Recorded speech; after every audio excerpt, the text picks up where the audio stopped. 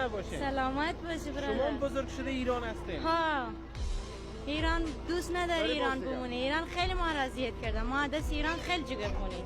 کشور خود ما هر چی باشه گوشنه باشه توشنه باشه هیچ باید به داد ما همه برسه. شما افغانستان آمده بدین یا هیچ نامده؟ نه من نیومدم. نه. نه. خیشاورتان عین چی؟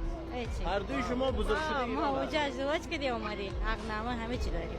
خواهر شما بگوین که وضعیت افغان و وضعیت خانوما در ایران و در اردوگاه ها چطور بود؟ خیلی بدن خیلی بر خود بد بزنام میکنه برای مردان رام نداره اصلا.